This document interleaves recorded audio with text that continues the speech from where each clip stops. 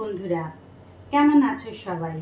Variety of life page থেকে আমি মুনমুন চলে এলাম তোমাদের সাথে একটা মাংস রেসিপি শেয়ার করার জন্য। এটা হচ্ছে চিকেন রেসিপি, চিকেন কষা। চিকেন কষা তো অনেকেই অনেক রকম ভাবে খাও। আজকে আমি যেভাবে রান্না করি তোমাদের সাথে সেটা শেয়ার করছি। তোমরা বাসায় ট্রাই করে দেখবে কেমন মজা হয়। আচ্ছা, আমি এখানে 3টা মুরগি নিয়েছি, ভালো করে ধুয়ে আমি এখানে রসুন বাটা, সর্ষের তেল, লবণ আর মরিচের গুঁড়া দিয়ে প্রায় 2 ঘন্টা এটা ম্যারিনেট করে রেখেছিলাম। তারপর আমি রান্নার জন্য এসেছি। আর মশলার জন্য আমার এখানে যা আছে, লবণ, হলুদ, মরিচের গুঁড়া, তেল তো আছেই, তার সাথে আছে রসুন বাটা, টমেটো, এখানে আছে জিরা গুঁড়ো, আমি এটা নিজেই ডাস্ট করে আমি আমার প্রসেস করে নেই। এখানে আছে পেঁয়াজ, এখানে আছে এলাচ, দারচিনি, তেজপাতা। আচ্ছা, আমি এখন আমার রান্নাটা শুরু করে দিচ্ছি। আমি চিকেন কষাটা আজকে একটু অন্যরকম করে রান্না করব। অন্যরকম বলতে আমি এভাবেই রান্নাটা করি চিকেন কষা। আমি মাংসগুলোকে একটু ভেজে নিয়ে তারপর চিকেন কষাটা করব। আমি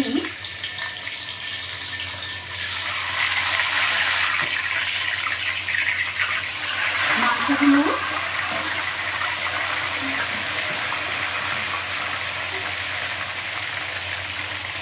সবগুলো মাংস এইভাবে দেখো, এখানে আমি মাংস ভাজতে দিয়েছি।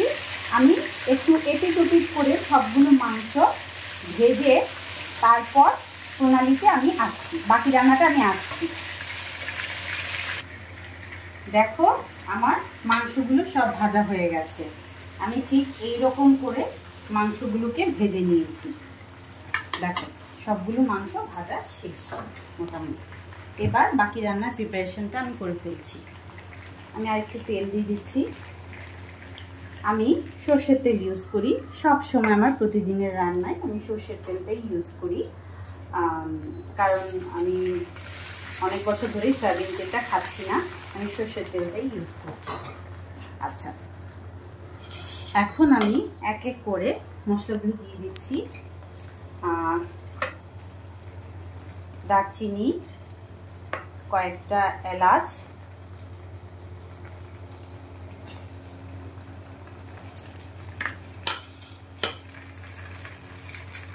তেজপাতা, আর এই যে এখানে দেখতে পাচ্ছ মরিচগুলো, এগুলো কিন্তু আমার ছাদ বাগানের মরিচ।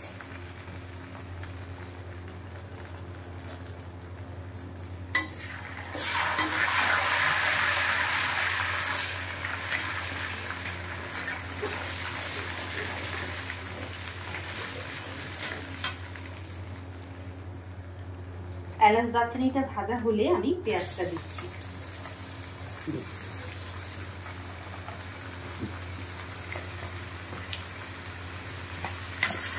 পেঁয়াজটা একটু হালকা গোল্ডেন ব্রাউন করে ভেজে তারপর বাকি রান্নাটা করছি।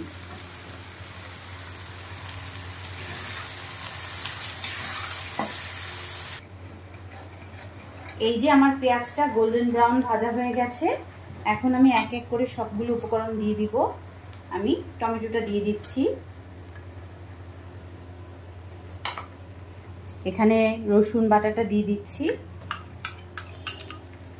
আমি আরও যেটা নতুন অ্যাড করলাম সেটা হচ্ছে মরিচ বাটা। আমি সাধারণত মাংস রান্নার ক্ষেত্রে, যে কোনো মাংস, মাটনের রান্না যদি করি, আমি মরিচ বাটাটাই প্রিফার করি। এর সাথে যাচ্ছে হলুদের গুঁড়ো 1 চামচ আর হাফ চামচ, তার সাথে যাচ্ছে জিরে গুঁড়ো, যাচ্ছে 2 চামচ। আর এখানে যেহেতু আমি অনেকটা মরিচ বাটা দিয়েছি, আমি জাস্ট অল্প করে একটু শুকনো মরিচের গুঁড়ো দেব, জাস্ট রঙটা আসার জন্য। আর আরেকটা ব্যাপার যেটা হয়, আমি মশলাগুলোকে ভাজার জন্য সব সময় গরম জল ইউজ করি। আমি মনে করি গরম জলটা ইউজ করলে মশলার কাঁচা ভাব, গন্ধটা থাকে না। তো বন্ধুরা, আমি মশলাটা কষিয়ে নিয়ে আবার তোমাদের সাথে আসছি।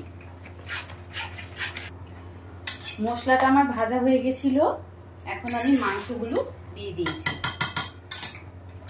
এই যে আমার মাংসের কালারটা এরকম এসেছে। আমি কিন্তু খুব সুন্দর একটা স্মেল পাচ্ছি, কারণ যেহেতু আমি মাংসটা ভেজে নিয়েছি। আর সাধারণত চিকেন কষাটা আমি এভাবেই করি, আমার বাচ্চাদের এভাবেই পছন্দ চিকেন কষার রেসিপিটা। গন্ধে আমার তো প্রচণ্ড ক্ষুধা পেয়ে গেছে। আমার বন্ধুরা কি গন্ধ পাচ্ছে? হ্যাঁ, অবশ্যই পাবে যখন তারা আমার রেসিপিটা ফলো করে রান্না করবে।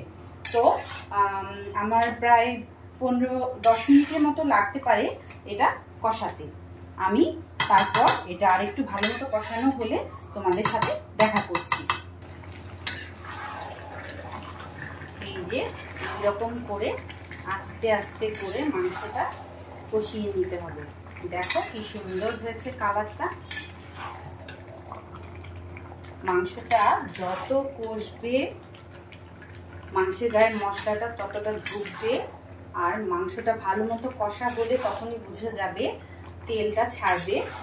আর কষা মানে তো তোমার যত ভাজা ভাজা করবে, যত মশলার সাথে মাংসটাকে এপিট ওপিট করে নেড়ে চেড়ে কষাবে, তত আরও এর স্বাদ দ্বিগুণ বেড়ে যাবে। এটা আরেকটু কিছুক্ষণ কষাতে হবে। যেহেতু আমি মাংসটা ভেজে নিয়েছি, তখনই মাংসটা কিছুটাই সেদ্ধ হয়ে গেছে, কিন্তু কষাতে হবে ভালো করে।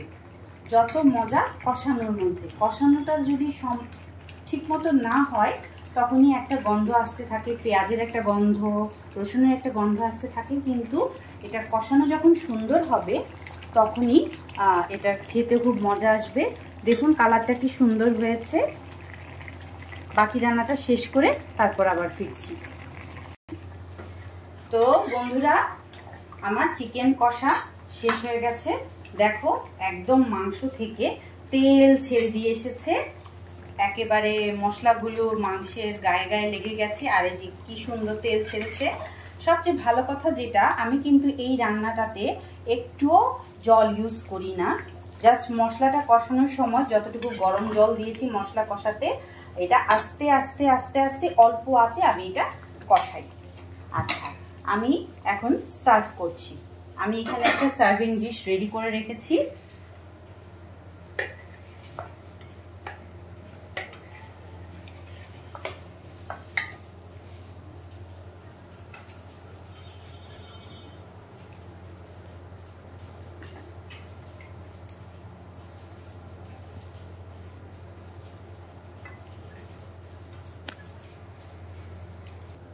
অবশেষে আমার চিকেন কষা রেডি হয়ে গেছে। একটা মজার কথা কি জানো বন্ধুরা, আমি যখন মাংসটা রান্না করছি বাইরে ঝুম বৃষ্টি হচ্ছে, আমার মাংসের সাথে বৃষ্টি জমে ক্ষীর, একদিকে চিকেন কষা। আমি তো এটা পরোটা দিয়ে খাবো, আমি, আমার বাচ্চারা, আমার কর্তামশাইকে নিয়ে। তোমরা এটা রান্না করে কি দিয়ে খেলে আমাকে কিন্তু অবশ্যই জানাবে। তো তৈরি হয়ে গেল আমার গরম গরম চিকেন কষা।